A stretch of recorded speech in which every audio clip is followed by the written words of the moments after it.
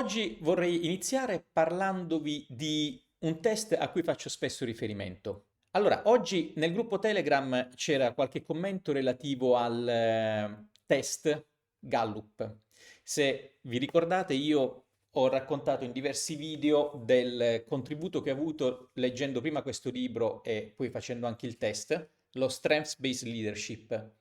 E di che si tratta? Fondamentalmente scuola di pensiero, se vogliamo un po' old style, è ci sono diverse skill, diverse capacità, in alcune delle quali noi siamo messi bene, sulle altre ci sono aree di miglioramento. Allora diciamo che una delle logiche in passato, vabbè, anche valida ancora adesso a seconda dei punti di vista, è lavora sui tuoi sulle tue debolezze in maniera tale che sarai un professionista più a tutto tondo.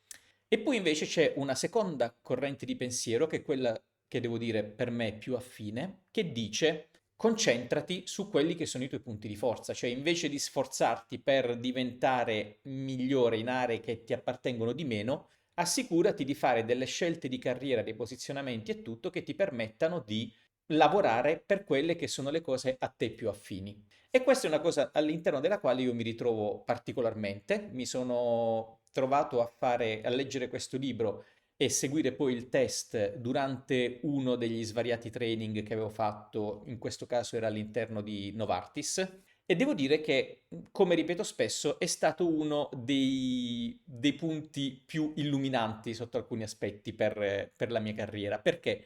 L'ho raccontato diverse volte perché io sono un ingegnere, no, ho una laurea in ingegneria elettrotecnica al Politecnico di Bari e quindi mi aspettavo come ingegnere di avere determinate caratteristiche, no, rigoroso, metodologico, metodico, attento ai dettagli e via dicendo. Mentre sia nella mia carriera che per esperienza mi sono trovato normalmente a mio agio in fare ben altro, molto più disordinato, circolare o comunque meno lineare come attività.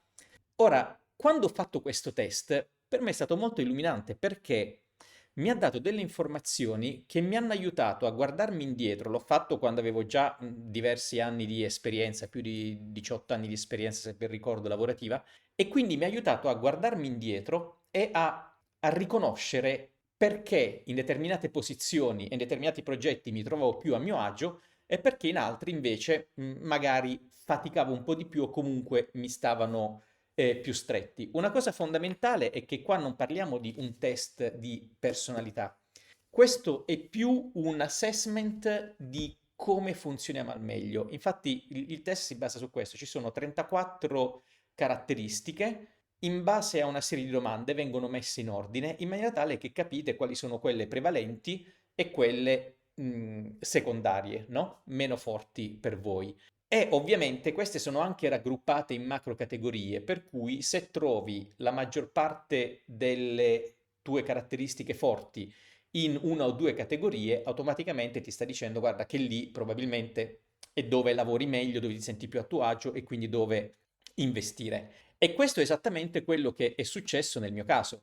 E tra l'altro è stato molto interessante perché oggi c'era uno di voi che nel gruppo Telegram ha portato un'esperienza esattamente opposta, no? Lui ha detto io ho fatto il test e però in realtà nel test mi sono trovato con una situazione diversa da quella che mi aspettavo perché ho trovato una distribuzione abbastanza omogenea di caratteristiche. Ora, magari questo è un attimo da capire, come avevo commentato, potrebbe essere perché questa persona è junior, quindi ha ancora un'apertura e una flessibilità, oppure non ha ancora sperimentato o sviluppato preferenze in determinate aree, però in ogni caso credo che sia un test molto interessante. Ora, volevo farvi vedere quello che è il mio test, il risultato del mio test Clifton nel primo gruppo delle 10 dimensioni più forti. E a me sono chiaramente suddivise, per cui le prime 4 appartengono alla stessa categoria che è Strategic Thinking, quindi ho Strategic, Futuristic, Ideation, Learner, poi le successive 6 sono tutte dello stesso gruppo, Influencing, quindi io ho proprio 4 barre rosse e 6 barre gialle, e dove c'è Communication, Activator, Command, Who, Significance e Self-Assurance. Quando si va invece verso tutte le altre, lì sono distribuite in maniera abbastanza uniforme, però quello che per me è abbastanza interessante è il fatto che le ultime siano proprio quelle relative a quello che ci si aspetta magari da un ingegnere standard. Quindi l'ultima, proprio la 34esima, è disciplina. Poi c'è consistency, developer e ce n'è una abbastanza interessante, il fatto che sono raggruppate alla fine empatia, armonia, che mi fa sospettare che devo lavorare, no, sulla gestione delle relazioni e dei conflitti. Però la parte interessante per me qual è stata? È stata che quando ho capito di essere uno strategic thinker, ho riconosciuto che in passato i ruoli all'interno dei quali dovevo essere meno operativo a livello di dettaglio e più propositivo a livello di big picture erano quelli effettivamente nei quali avevo ottenuto le maggiori soddisfazioni e nei quali avevo anche performato meglio. E questo mi ha aiutato sia per capire e leggere meglio il passato, ma soprattutto per progettare il futuro, perché in una situazione del genere per me è molto più semplice adesso capire a quali posizioni puntare, a quali progetti puntare, perché so che io sono nella parte strategica e strategic thinking e non sono nella parte operativa di dettaglio. Quindi se ci sono progetti all'interno dell'azienda o posizioni alle quali potenzialmente candidarmi, se dovesse esserci una cosa come direttore dell'esecuzione di questo specifico progetto e tutto, fighissimo, ma non fa per me. Chi invece ha un setup opposto, che è molto execution, molto detail, molto, allora sarà una persona che si troverà assolutamente a suo agio in quel settore e magari sarà più fuori comfort se dovesse gestire grandi cambiamenti aziendali, grandi ristrutturazioni o via dicendo. Non c'è una cosa giusta o una sbagliata, è veramente un fatto di affinità e di riconoscersi in questo. Per cui per me è stato veramente molto utile. E Giuseppe chiede, questo test lo reputi sensato per chi è giovane? Allora, devo ammettere che non ricordo se le domande erano specificatamente sul lavoro, del tipo nelle riunioni ti comporti così o via dicendo. Questo, scusate, non me lo ricordo, magari vedete se c'è qualche esempio si trova in giro. Però, secondo me, comunque è un buon test perché, lo accennavo anche l'altra volta, in ogni caso sono tematiche che sono presenti anche nel mondo universitario. Team building, comunicazione, prioritizzazione, gestione del tempo, darsi priorità e via dicendo, esistono sia che tu stia studiando, sia che tu stia lavorando. Ovvio che quella poi è una dimensione diversa, gli effetti sono diversi, però se sei una persona attenta ai dettagli o se sei una persona che invece vuole vedere l'insieme, te ne puoi accorgere già in fasi giovanili. Per cui personalmente sì, lo consiglierei come test, eventualmente da rifare periodicamente. Io l'avevo fatto la prima volta, mi sembra, nel 2016, poi l'ho rifatto nel 2019 e avevo comunque avuto conferma di determinate cose, non mi ero spostato e poi da allora non l'ho rifatto perché comunque è molto in linea. Per cui per me rimane veramente uno strumento molto utile per la parte di self-awareness, che è una delle dimensioni su cui ho costruito, no, gli assessment, quelli sia per la carriera, per i professionisti in carriera che per gli studenti universitari. Se non li avete fatti troverete in descrizione i link per completare questi test. Ok? Quindi nel caso appunto della domanda del perché nel mio caso sono distribuiti uniformemente, ora sinceramente non lo so, probabilmente nella descrizione del test, nei commenti dovrebbe essere riportata questa situazione, però Fabio appunto aveva fatto questa domanda, vedi se nel report che ti danno, perché inviano un report molto dettagliato, quindi vedi se all'interno di quel report ci sono delle indicazioni a riguardo, altrimenti io esplorerei anche un discorso di i multipotenziali, no? Quindi persone che hanno comunque più dimensioni, più capacità e maggiore flessibilità rispetto magari io posso essere un po' troppo inquadrato in determinate aree, oppure negli anni posso aver inconsciamente fatto determinate scelte in una direzione rispetto a un'altra. Ok? Allora, c'è una domanda di Gianluca che dice: quando si diventa manager per la prima volta cambiando azienda, come gestire l'invidia dei nuovi colleghi che ambivano al tuo posto? Ah, ok.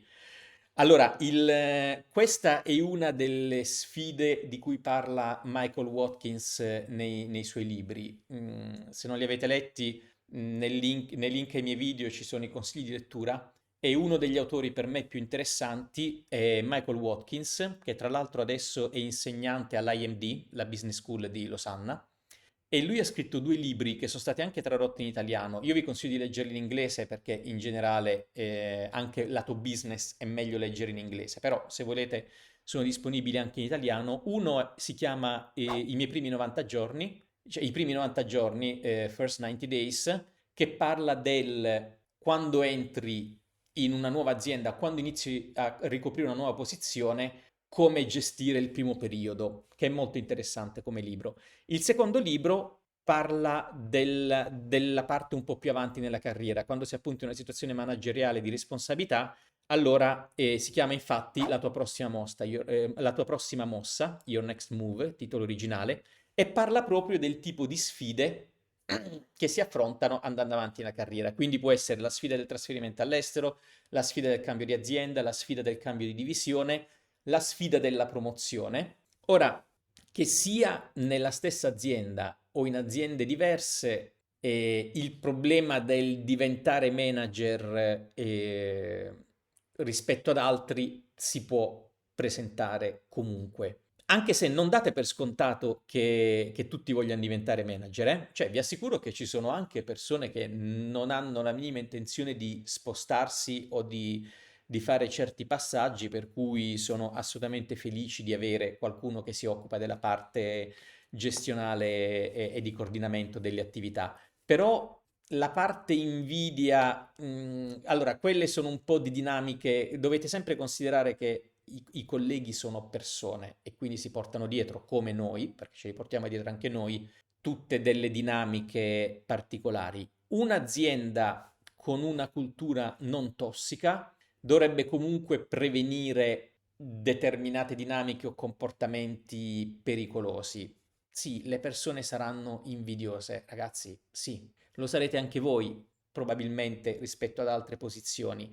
L'importante è che non ci sia una fase di sabotaggio. Ecco, quello ovviamente non deve mai accadere. Una delle cose più difficili quando si prende una responsabilità è il bilanciamento tra il distacco dovuto dalla differenza gerarchica e il creare legami, no? Ci sono dei momenti in cui come manager mi dicevano, no, lasciali da soli, cioè se c'è il momento in cui sono al caffè o alla pausa sigaretta, non andare, perché c'è anche necessità di un momento in cui loro stanno da soli anche a sparlare o comunque a parlare di te, non bisogna essere sempre troppo pesenti e via dicendo, anche nella parte di socializzazione informale e tutto, è bene stare attenti e trovare l'equilibrio. E come dicevo, l'importante è che non ci sia una situazione di sabotaggio, ma tra professionisti non dovrebbe verificarsi. Tipicamente è più facile trovare delle dinamiche di non collaborazione o dei giochi di forza quando c'è la gara all'assegnazione di un posto, ipotizzando che non ci sia un candidato esterno, no? Quando il posto è già assegnato e i giochi sono già fatti, devi essere veramente stupido per continuare la battaglia, perché ormai è done, no? Quindi ormai quello è il setup, ci devi lavorare. È molto improbabile che ah no, ci siamo sbagliati e si torna indietro e anzi diamo a te, ci siamo sbagliati, era l'altro. Questo non accade, dovrei aspettare la prossima finestra, la prossima opportunità all'interno, all'esterno, nella divisione in altro, però è abbastanza difficile che chi ambiva a arrivi letteralmente a sabotare. Quello che si deve invece fare è stare attenti a non entrare con arroganza, ma questo in generale non soltanto per le posizioni manageriali, ragazzi, è uno degli insegnamenti anche del libro I primi 90 giorni.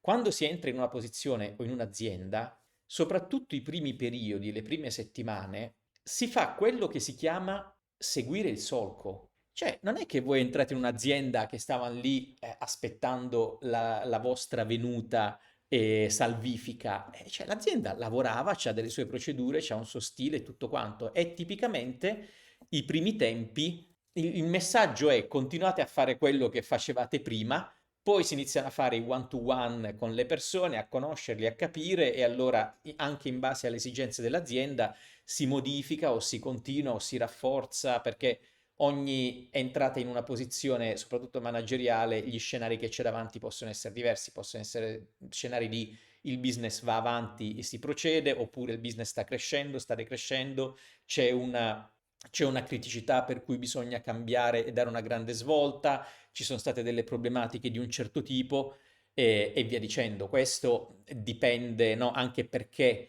quella posizione era vacante, perché il manager precedente è stato promosso, è andato in pensione, se n'è andato, è stato cacciato, oppure è aumentato il carico di lavoro, per cui questa è una posizione manageriale completamente nuova. Tutte queste storie dietro creano un tessuto, un terreno che determina dinamiche completamente diverse. Per cui sicuramente per qualunque posizione lavorativa, manageriale e non, assicuratevi di non arrivare come il messia, quello che io so tutto, da dove vengo si faceva nel modo giusto e qua è tutto sbagliato, quindi adesso vi insegnerò. Quello non è proprio professionale e dovete evitarlo. Questo sicuramente aiuta a smussare. E poi fate il più possibile one to one con le persone e assicuratevi di mettervi al loro servizio, capire subito di che cosa hanno bisogno, dove devono essere supportati e quindi capire quali erano anche le dinamiche esistenti precedentemente.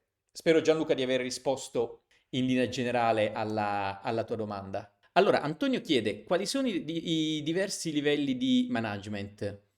Diciamo che varia sotto diversi aspetti, cioè parliamo di diventare manager quando hai delle responsabilità che sono responsabilità di risorse, e le risorse possono essere persone o budget. Anticamente, se vogliamo, storicamente, il manager lo misuravi a peso con il numero di direct reports, no? La cosa era: tu c'hai 20, oppure no, più che direct reports, le persone sotto, perché magari tu c'hai 10 direct reports, però 300 persone sotto, quindi quante persone gestisci? 500, 1000, 50 ti dava l'idea del valore, della profondità del manager. E questa cosa è cambiata molto, soprattutto nelle aziende che lavorano a matrice. Cosa vuol dire lavorare a matrice? Vuol dire avere, invece della struttura tipica piramidale, quindi un mega capo, tre mega dirigenti, 10 dirigenti, 50 quadri superiori, 80 quadri standard e 400 lavoratori, e anche gli altri sono lavoratori, però diciamo 400 impiegati.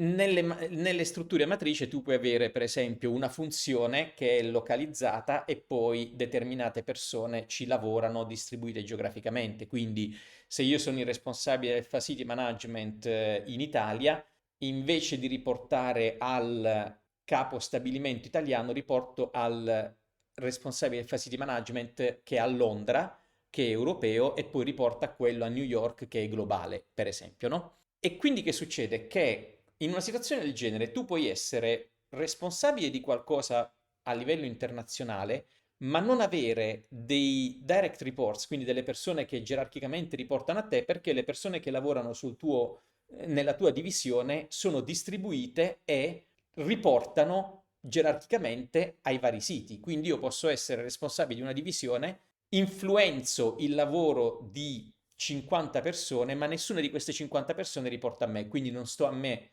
approvarne le ferie, fare la valutazione di fine anno, o perlomeno non quella formale, o approvare appunto ferie, malattie, permessi e via dicendo. Però ovviamente che succede? Che quando il loro capo, perché gerarchicamente riportano al capo divisione nella nazione, deve valutarli, chiede a me, perché queste persone comunque l'80% del lavoro lo fanno rispetto ai miei obiettivi. Quindi questo, per inquadrare un attimo come potrebbe essere la definizione di essere manager, i livelli non sono rigidi, cioè tu sei contrattualmente in Italia c'è il quadro, il dirigente, là dipende molto, ripeto, dalle aziende, da come sono strutturate, però sicuramente se vogliamo tagliare veramente con l'accetta possiamo parlare di inizi a essere un quadro, quindi un manager, quando c'hai appunto risorse o persone a cui fare riferimento, può essere una persona senior, quindi un quadro superiore quando magari gestisci più team e sotto c'hai anche degli altri capi, e diventi dirigente quando hai delle responsabilità più importanti a livello di budget, anche il contratto cambia, e poi diventi direttore quando sei un dirigente che ha una responsabilità di un'intera funzione, quindi puoi avere sotto vari dirigenti e via dicendo. Poi ci sono i vice president, le aziende che sono quotate hanno i board, i C-level, no? Quindi CIF, Chief of Finance, Chief of Digital Officer e via dicendo, no? Quando sentite i C-level sono tutti quelli che sono parte del board con la C davanti, i titoli, il CEO e via dicendo. Quindi l'essere manager come significato può variare da azienda a azienda, anche come viene chiamato, no? Ci sono delle aziende che all'interno del nome ti mettono la cosa che copri come responsabilità con più o meno evidenza rispetto al livello. Per esempio, essere un global head, probabilmente sei a un livello dirigenziale, ma non, cioè sicuramente sei a livello dirigenziale, ma non necessariamente c'hai scritto director nel job title. È proprio il mio caso, io sono Global Head of Strategic Operation and Implementation e non ho director nel mio job title, ma lo sono. Per cui dipende da come l'azienda struttura queste cose. Potete fare riferimento sì a queste macro categorie, cioè quadri di primo livello, quadri più senior, poi dirigenti, dirigenti più senior, vice president e poi tutta la parte board. Però, appunto, tenete a mente che c'è questo, ormai è scollegato l'importanza o la rilevanza della responsabilità che hai rispetto ai report sotto. Direi che la metrica più rilevante forse, se hai delle funzioni puramente gestionali, magari può essere la parte dollaro, no? Che quanto business, quanto budget controlli direttamente o indirettamente a livello strategico, oppure sì, quanti siti e via dicendo, perché tu magari appunto sei mega responsabile di tutta quanta la parte manutentiva di un'intera azienda multinazionale manifatturiera e quindi hai un impatto immenso, hai una responsabilità grandissima, magari anche senza troppi direct reports perché appunto sono distribuiti e quindi insomma è una cosa complessa però molto interessante ed è il motivo per cui vi consiglio sempre di studiare le aziende, proprio perché possono presentarsi in diversi aspetti e Antonio, è una per me delle cose che va fatto, cioè quando parlo di studiare su LinkedIn, vedere i job title quali sono, vedere nelle aziende quando ci sono i report annuali, come si descrivono, quali sono i loro obiettivi, come sono strutturate, troverete tantissime informazioni a riguardo e vedrete appunto che le organizzazioni possono cambiare e via dicendo. Cioè io ho cambiato 4 o 5 job title da quando sono in Novartis e mediamente non è cambiata di tantissimo, sì, no, diciamo negli ultimi due step è aumentata anche un bel po' la responsabilità, però appunto il job title può dire tanto o può dire poco, tenete a mente quel tipo di suddivisione di cui vi avevo parlato precedentemente. Ok? C'era un video interessante, ho preparato anche un video che pubblicherò recentemente, mi ha fatto pensare, c'era un video di Marcello Ascani sul parlare di denaro. E il video partiva, no, con il classico negli Stati Uniti non c'è problema a parlare di denaro, infatti ci sono dei siti dove vengono raggruppati salari, informazioni e via dicendo, mentre in Italia è un tabù. Occhio, occhio, nel senso che prima cosa vi invito sempre a fare un distinguo tra chi per lavoro crea contenuti e quindi il diffondere e il condividere quanto guadagna, come va il business e via dicendo, fa parte del lavoro stesso. E invece quello che è la realtà quando si è in ambito aziendale e via dicendo. Allora, premesso che io sono completamente d'accordo sulla necessità di aumentare la cultura finanziaria, cioè è drammatico quando ci si confronta con le persone e veramente non hanno idea di alcuni punti base sul, che ne so, dal come si calcolano gli scaglioni IRPEF a qual è la differenza tra il loro patrimonio e il loro cash flow. A me è capitato di chiedere alle persone qual è il tuo patrimonio netto? Guadagno 3.000 euro e ne spendo 2,4. Cioè, capi poco, stai chiedendo che ore sono e ti rispondono con l'altezza dell'Everest. Quindi l'esigenza di accrescere la conoscenza della parte economica finanziaria è assolutamente condivisa. Sono veramente d'accordo sul fatto che si dovrebbe parlare maggiormente di denaro, di stipendi e di guadagni, ma a livello di know-how generale. Cioè, io all'università, io ho fatto università abbastanza a testa bassa, non mi preoccupavo minimamente del dopo, della carriera, di quello che sarebbe successo ed è uno dei motivi per cui insisto molto con gli studenti universitari adesso invece di avere una prospettiva completamente diversa e tra l'altro in queste settimane sto preparando un corso specifico per gli studenti universitari per insegnargli ad avere un mindset professionale e lo distribuirò gratuitamente perché credo sia veramente un tassello fondamentale, anche perché poi diventeranno miei clienti sicuramente per la parte consulenza più avanti, però dicevo, è terribile quando entri nel mondo del lavoro e non ti sei preparato su niente per quanto riguarda la parte finanziaria, quindi veramente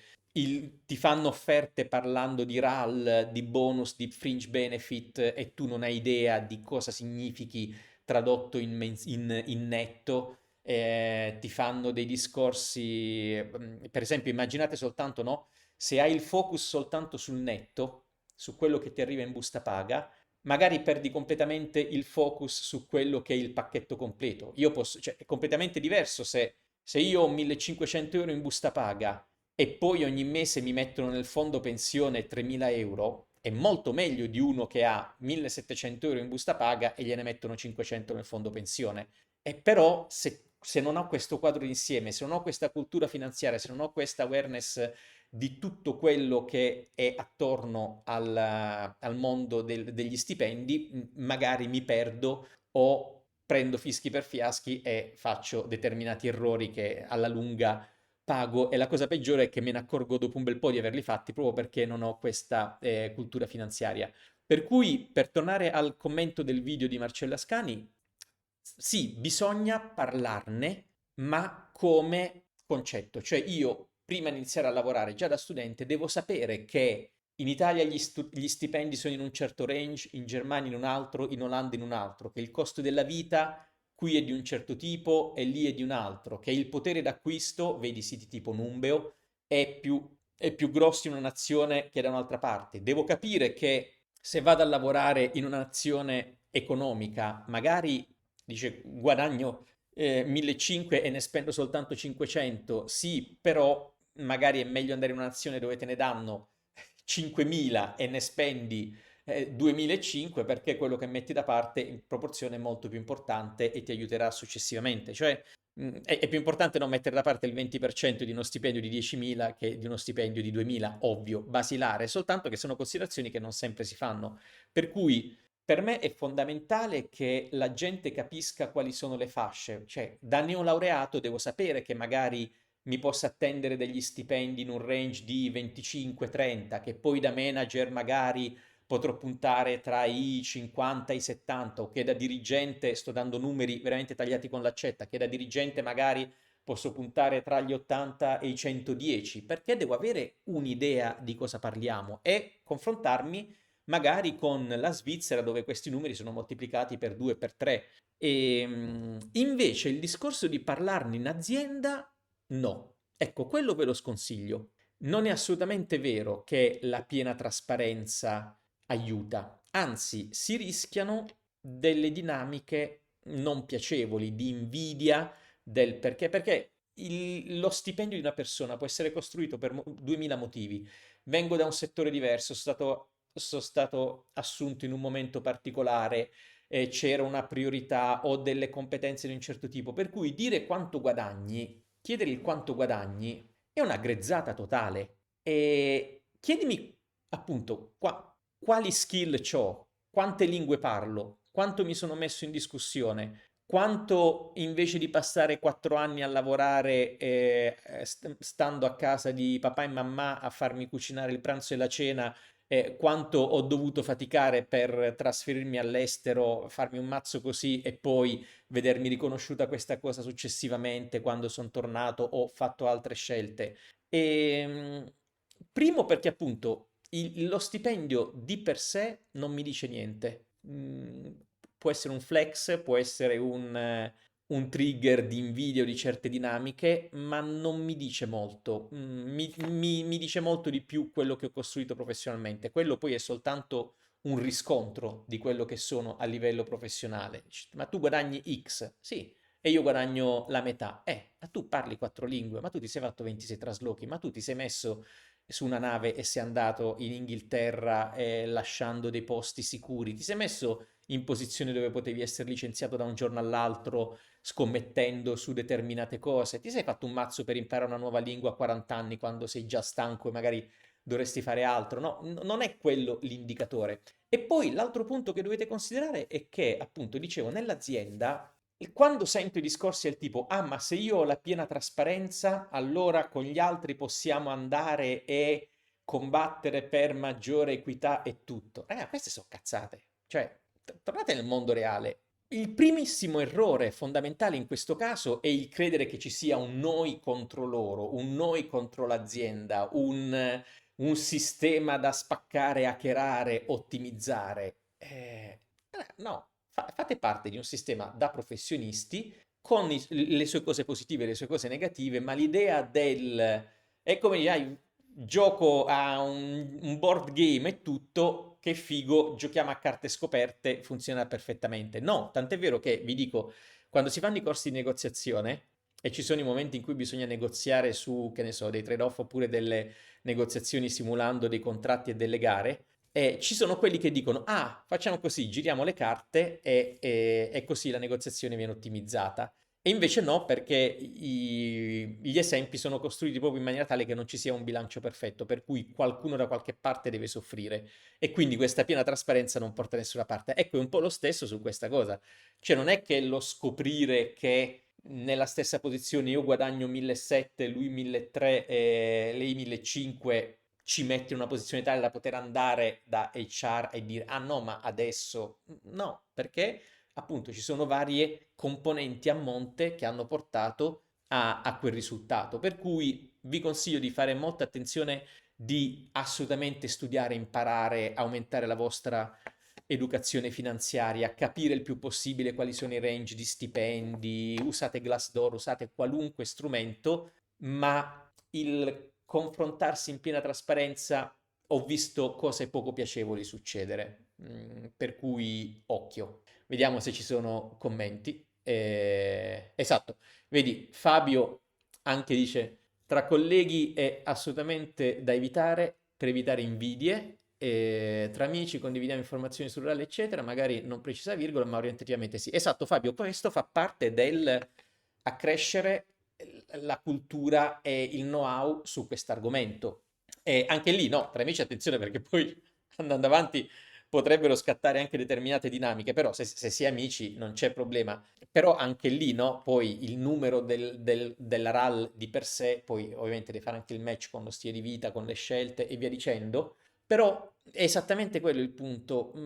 È molto facile che si creino determinate dinamiche, no? Poi magari, ah, ma quello prende 100 più di me, ah, ma infatti guarda, ah, maledetto, vedi che c'è la macchina nuova mentre io vado in giro con la macchina scassata e quello magari c'è la macchina nuova perché è successo qualcosa. Cioè, si entra in delle dinamiche che vi assicuro non portano a tante cose positive. Poi trovo utile sempre per la parte di cultura finanziaria quando trovate online persone che danno informazioni su stipendi e tutto, o sicuramente è molto utile quando parlano di quanto guadagnano lato imprenditoriale, perché là è completamente scollegato, quello è veramente collegato all'impegno e ai risultati, per cui capire che certi settori di imprenditoria possono portare a determinati risultati, sempre fatto salvo il survivorship bias, no? Perché vedete chi vi porta il caso vincente, però quelle possono essere cose abbastanza istruttive. E poi quando vedi situazioni come appunto quelli che lavorano nelle FANG e condividono, ragazzi, queste sono delle bolle, cioè se sei in un ambiente dove tutti sono iper soddisfatti del loro stipendio, perché sai benissimo che il più fesso guadagna 200.000 quanto un dirigente in un'altra azienda, in un'altra nazione, e lì è molto più facile avere una tolleranza perché si è tutti in una diversa nuvoletta del paradiso, no? Per cui, sì, diciamo, il mio suggerimento da persona con qualche capello bianco, anche se si vede più il pizzetto, è state attenti a queste dinamiche. E Andrea chiede, meglio scegliere tax o audit in una Big Four per exit opportunity future? Inoltre, in audit si è dipendente e in tax partita IVA. Ora, sono settori non miei, quindi non rispondo su don't ask me anything, perché sono onesto, però allora sicuramente sono entrambi settori vincenti, ma soprattutto perché si in una Big Four, cioè è quello il valore, no? Quello sta più a te, Andrea, quello che ti interessa maggiormente. Sul discorso di essere dipendente e partita IVA, ecco, quella è una cosa che ti fa un po' più la differenza e là devi farti dei calcoli precisi. A parte che in Italia, di nuovo, ecco, qua torniamo per esempio, questa è la parte di cultura finanziaria relativa agli stipendi importante. Se sei partita IVA, ora in Italia è un bel momento per essere partita IVA perché c'è la partita IVA a regime forfettario fino a 85.000 euro, prima era 65.000, che vuol dire che praticamente fino a 85.000 euro quando metti i numeri insieme, non dico che sei esentasse, ma paghi veramente tasse ridicole, no? Per cui una partita IVA a 85.000 euro si becca un netto probabilmente equivalente di un dipendente a 150.000. Però c'è anche il contro che quelli sono tutti soldi che poi ti devi gestire tu, mentre chi è dipendente dietro c'ha la parte assicurativa, pensionistica e via dicendo. Là devi mettere vicino, se vuoi fare soltanto un discorso soldi, devi mettere vicino i due pacchetti interi. Perché se da un lato ti danno 70 che diventano 3-5 netti più pensione, assicurazione e garanzie è un discorso. Dall'altro lato te ne danno 85 che diventano 75 netti, però senza tutto il resto, allora devi farti veramente i calcoli. Il discorso di audit o tax sono entrambe divisioni valide. Io ho degli amici che hanno lavorato in Pricewater sulla parte audit, è una delle divisioni che conosco perché insomma sempre presenti nelle multinazionali anche all'estero. Entrambe sono di valore. Questo è più un fatto di affinità. Non so quanto, mentre la parte auditing credo che sia veramente spendibile e sia identica ovunque, non so quanto quando parli di tax sia country specific o international, perché se stai facendo un discorso di tax comparison, tax transfer e via dicendo, allora probabilmente è una posizione che domani vai e ti fai assumere in qualunque altra nazione e sei a posto. Se magari diventi iper specialista delle tasse in Italia e poi devi ripartire da zero se ti vuoi spostare all'estero. Questo è una cosa che sicuramente devi considerare. Allora, Riccardo chiede, spero di aver risposto Andrea alla tua domanda per quelle che sono le mie conoscenze. Comunque complimenti se sei in una Big Four, ottima partenza. Preferirei audit a livello di exit opportunities, parlando anche con gente del settore, meglio audit comunque, sì. Sì, sì, beh, ripeto, e devi vedere anche lì, capite il mercato, come funziona anche a livello internazionale, quali sono le opportunità, quali sono le funzioni più richieste e via dicendo. Anche semplicemente facendo su LinkedIn una ricerca job, auditor, senior auditor, auditor specialist e via dicendo, e vedete quante opportunità escono a livello europeo rispetto a tax specialist. E soprattutto dicevo, se poi tu sei tax specialist Italia, allora pum, automaticamente si riduce o ci si iper specializza. Allora, Riccardo chiede come rinegoziare il proprio stipendio dopo un anno di lavoro? Ha senso o meglio aspettare? Allora, Riccardo, ti dico, questa parte della negoziazione del lavoro, io sono scioccato quando ogni tanto vedo video di esperti, ah vai, rinegozia così e cosa. Io sono in azienda da 25 anni e non è che ci sia tutta sta... Allora, io ho sempre lavorato, per carità, in grandi multinazionali per cui hanno, nel bene e nel male, sono anche più impacchettate, hanno una governance più rigida, più strutturate o rigida, a seconda se vuoi vedere la parte positiva o negativa. Però non è che tu ti alzi la mattina e va, ah capo, io voglio tot di stipendio. È molto, molto, molto più rigido di quanto voi possiate immaginare. Le fasce salariali per determinate job family, poi ogni azienda c'ha il suo modo di chiamarlo, no? Possono essere band, possono essere category, possono essere job family, però diciamo quando sei in una certa fascia professionale, il range salariale, fatto salvo situazioni particolari che erano quelle a cui facevo riferimento prima, però non è che sia tantissimo. E il discorso del negoziarlo e tutto, quello che devi capire prima cosa è se nell'azienda si negozia. Cioè, per carità, a chiedere, attenzione, non si fa mai male.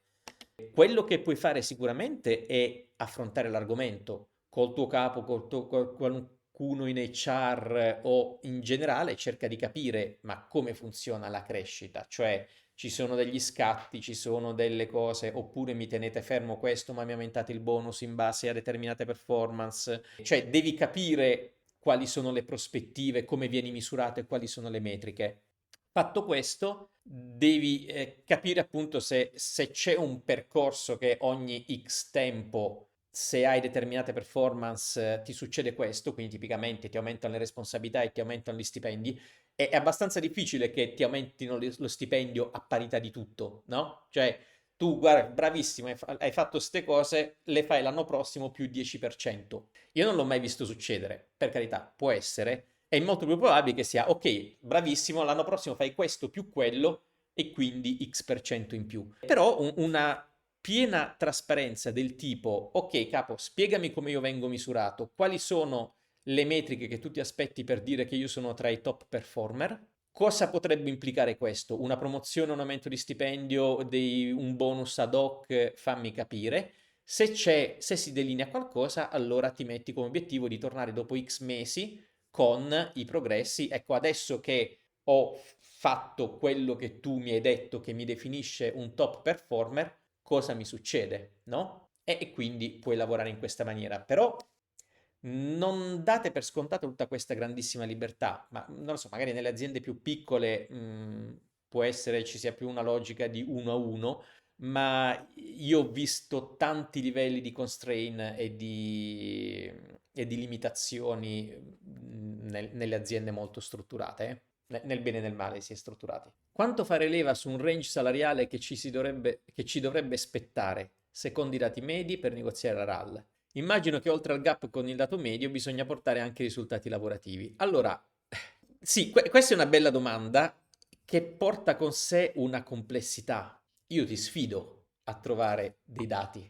Cioè, a meno che tu non sia l'operaio inquadrato terzo livello metalmeccanico, lì vai là, contratto collettivo nazionale dei lavoratori, quelle sono le fasce, punto. Ma se tu sei in un settore servizi, centinaia di lavori sono raggruppati in una fascia, no? E come dicevamo prima, ogni azienda ha il suo modo di chiamare qualcuno.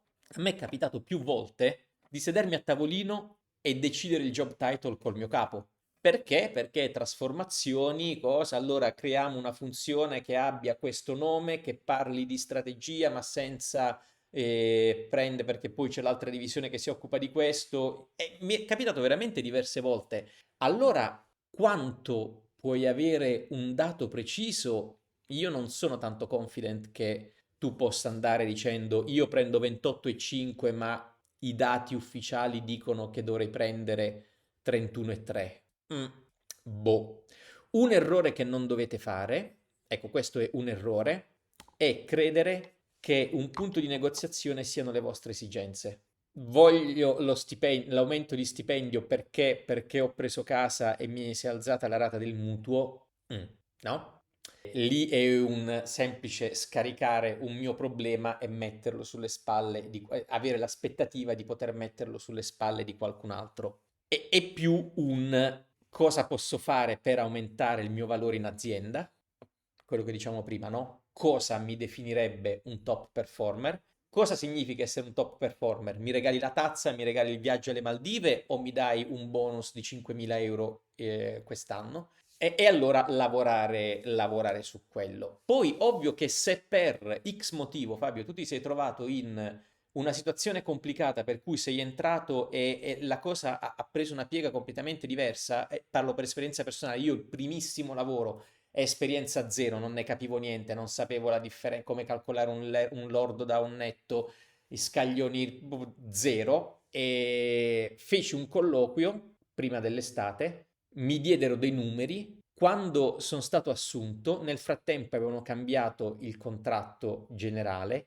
io sono stato assunto e ti assumono a metà mese, quindi il primo mese c'hai una busta paga inutile perché c'ha numeri falsati. Il secondo mese ci sono dei conguagli, al terzo o quarto mese ti accorgi che i numeri sono lontanissimi da quelli che ti aspettavi. Perché? Ah no, ma perché nel frattempo quello che era lì l'abbiamo spostato dall'ordo al premio di produzione, dal premio di produzione al premio di produttività, tutte cose di cui io non sapevo niente, e quindi mi sono trovato che la mia busta paga vera era drammaticamente lontana da quella che mi aspettavo. E lì si è creato un problema. Non la gestì benissimo perché ovviamente non avevo la minima esperienza, però addirittura mi dissero se vuoi ti possiamo dare l'alloggio, che però era in condizioni, se poteva, avrei voluto, diciamo, era meglio stare con la situazione precedente.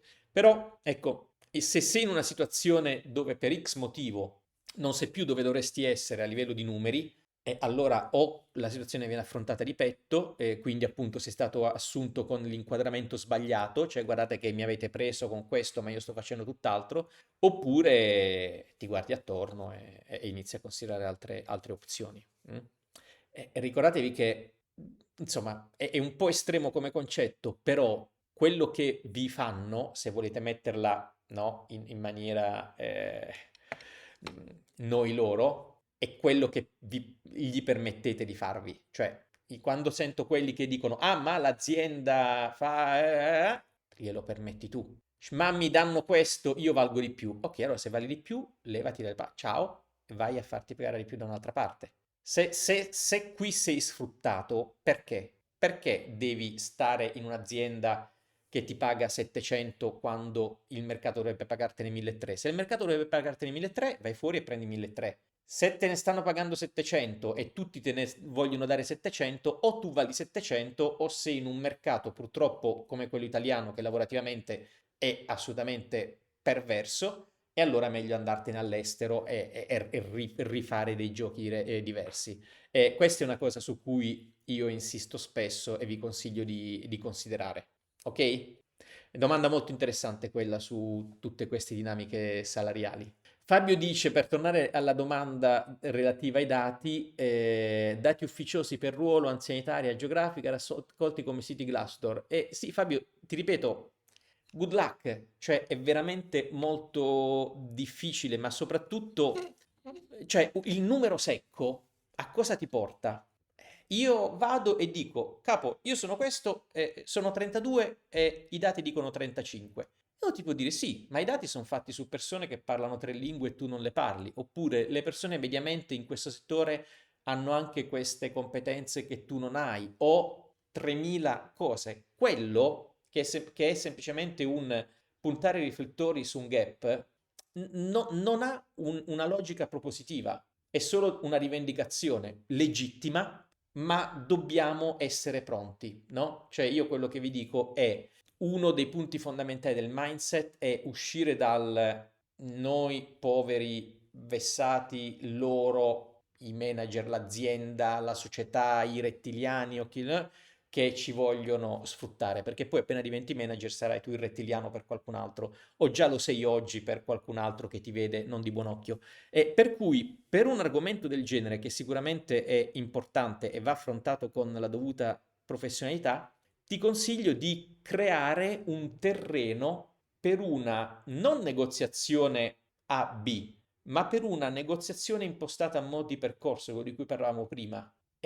Prima parlami delle performance e siccome la ricompensa è collegata a quelle, come posso fare, cosa posso fare, qual è il mio percorso, quali sono le tue aspettative per... E tra l'altro un discorso del genere ti apre una serie di argomenti molto più utili per la tua carriera, perché se dall'altro lato ti trovi qualcuno che dice no, guarda, cioè, rassegnati, qua funziona così, ogni 5 anni succede questo, ogni tot succede quello, oppure muori con il tuo stipendio rivalutato di un quinto dell'inflazione, per dire. Cioè, in un discorso come quello di prima, di costruzione insieme o di argomentazione di quello che può succedere, acquisirai molte più informazioni relative all'azienda, perché ti può pure dire, sì, questi sono i dati, e sti cazzi, in azienda invece da noi il numero è quest'altro.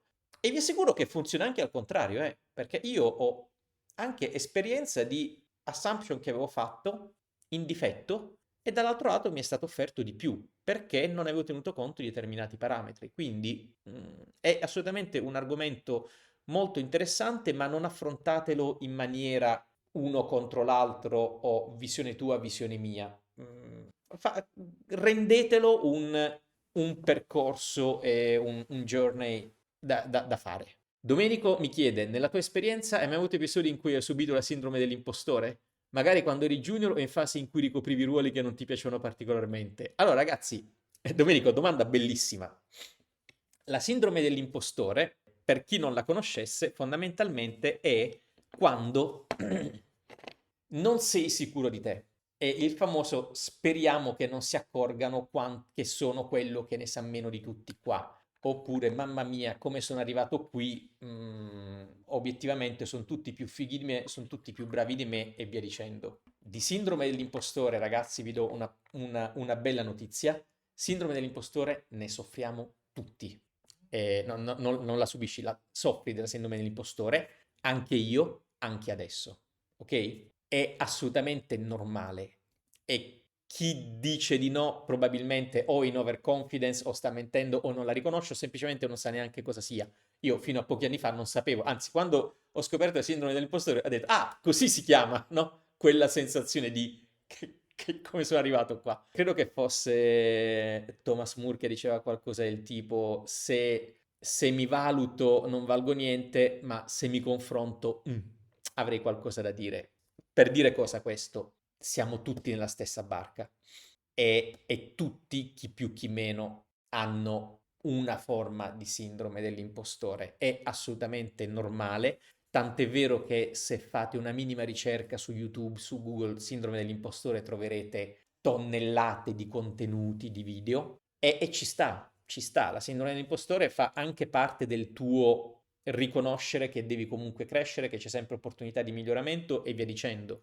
Ci sono dei momenti in cui più che sindrome dell'impostore è proprio che, non dico che hai fatto magari il passo più lungo della gamba, però ci sono delle cose dove sai che devi darti una mossa per migliorare e per acquisire, però in generale questa cosa del forse non sono la persona più preparata nella stanza, considerate che la pensano tutti, ok? E quindi ci sta, usatelo come combustibile per stimolo per continuare a crescere, a formarvi, a non sentirvi mai arrivati. Per cui sì, Domenico, con la sindrome dell'impostore non dico che ci si convive quotidianamente, ma è assolutamente presente e credo personalmente che sia davvero quasi un bene, nel senso che ci sta, è bene che ci sia e soprattutto pensate oggi il mondo del lavoro, ragazzi, veramente 40-50 anni fa tu potevi avere una carriera che era il copia e incolla del giorno e dell'anno precedente.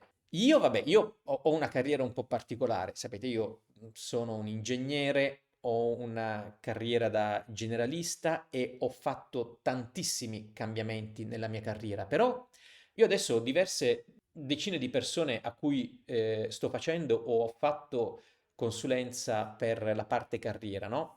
Quindi cercare lavoro oppure sistemare delle dinamiche in azienda, migliorare per la parte di professional mindset, ma vi assicuro che tutte le persone con cui ho parlato in diverse forme tutti vivono di un costante cambiamento, no? Tant'è vero che il change management è uno degli argomenti principali, per cui è inevitabile in qualunque carriera anche quella che può sembrare la più lineare, essere sottoposti a vari checkpoint in diversi momenti, per diverse competenze e per diverse aree di influenza o responsabilità o terreni di gioco. E ognuno di questi è un terreno fertile per la sindrome dell'impostore, no? Oh cacchio, mi sono occupato di 2 nazioni, adesso ne seguo 12, seguivo un team di 2 persone, ora sono 4, non seguivo nessuno, adesso seguo delle persone.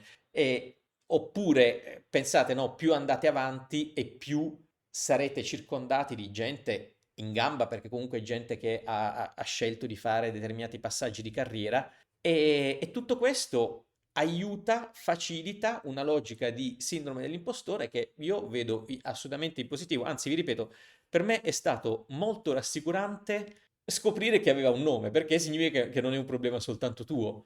Un po' come quando con lo Strengths, il test di Gallup, ho scoperto che c'era un motivo dietro al mio funzionare, sentire e lavorare in un certo modo. Per cui assolutamente c'è, studiatela, ci sono degli articoli molto interessanti di varie persone, anche psicologi ne parlano su YouTube, quindi vi consiglio di studiarla, ma appunto, cioè, quasi come se fosse una compagna di viaggio, perché fortunatamente lo sarà. Se non avete paure o cose di questo genere, probabilmente siete in overconfidence, che è molto più pericolosa. Ok? Quindi sì, Domenico, non ne ho sofferto da giovane perché non sapevo, o meglio, probabilmente ne soffrivo senza saperlo perché non sapevo si chiamasse così. Grazie a MC, dice, queste live per un giovane che sta affacciando all'ambiente corporate sono oro colato. Guarda, io dico sempre, questa è la mia mission, nel senso che il mio obiettivo è diventare la persona con cui avrei voluto parlare durante la mia carriera, sia all'inizio che nel mezzo della mia carriera. Io ho iniziato a lavorare, sono entrato nel mondo corporate con zero esperienza. Padre professore universitario, madre professoressa delle scuole superiori, nessun ingegnere, nessun uomo azienda nella mia famiglia in nessuna direzione, famiglia storicamente nel mondo universitario, per cui 2000 cose le ho imparate nel tempo e le ho razionalizzate negli ultimi anni. Cioè, non immaginate che tutta questa saggezza o esperienza fosse lì all'inizio. Cioè, io la quantità di errori veramente assurdi che ho fatto nel mio percorso di carriera e cerco di evitarveli, proprio perché prima capite come funzionano certe cose, prima capite come il vostro modo di funzionare avrà un effetto sulla vostra carriera e sulle vostre interazioni e prima vi semplificherete la vita. Ok? Quindi grazie, spero che stia funzionando e spargete la voce sul canale per aumentare il numero di iscritti e via dicendo. E soprattutto se ci sono degli argomenti specifici che volete toccare, fatelo sapere. Sapete, c'è il gruppo Telegram dove vi potete iscrivere liberamente e lì potete sia mettere domande per le Q&A successive che discutere per argomenti sul momento quando ci sono. E ci sono un paio di video ai quali voglio fare delle reaction, ce n'era uno in particolare abbastanza simpatico che si concentrava molto sul discorso dei manager cattivi, no? C'è questo, è un video in inglese sull'inutilità dei layer di management, lo affronterò, il video è un po' lungo, però magari giocando sul montaggio riesco a prendere i punti fondamentali. Però ve lo volevo citare perché quel video è costruito proprio su questa fallacia della dicotomia noi-loro, no? È una delle cose più divertenti all'interno di questo video è la logica del ci sono le cose da fare, le persone le fanno e i manager sono lì inutilmente, no? Perché se tu vedi da sotto, dici, ma se stanno già le persone che le fanno, a che servono i manager? No, perché i manager in realtà fanno altre cose che le altre persone probabilmente neanche vedono, che possono essere i discorsi sulla strategia delle distribuzioni delle risorse, sul tracking, su tutta la parte di overhead e via dicendo. Però era interessante analizzare quel video che mi è stato consigliato da uno di voi proprio per individuare proprio tutti gli errori di ragionamento all'interno di quel video. Non perché essendo io manager allora devo proteggere i manager, però era proprio simpatico vedere il cattivo approccio alla realtà aziendale. Allora, ragazzi, abbiamo superato anche oggi abbondantemente l'ora. Vi ricordo che io ho fatto delle scorecard, quindi dei test di autovalutazione sia per professionisti che per studenti universitari, dove rispondendo a qualche decina di domande si riceve un feedback suddiviso per dimensioni e aree tematiche, con anche dei consigli su come migliorarle. E poi troverete anche il link per i consigli di lettura e per chi fosse eventualmente interessato alla parte consulenza per quanto riguarda la carriera, consulenza individuale ovviamente, dei percorsi un po' più dettagliati, un po' più spinti. Vi ringrazio ancora, fatemi sapere, vi ricordo, vi consiglio sempre di registrarvi al canale Telegram e fatemi sapere se ci sono altri argomenti che volete affrontare nelle prossime live. Ok? Allora, grazie a tutti, grazie per avermi seguito fino a quest'ora e diciamo che chi era qui non stava festeggiando San Valentino, quindi l'altra volta eravamo in competizione con Sanremo, oggi con San Valentino, ci siamo. Ciao ragazzi, ci vediamo alla prossima.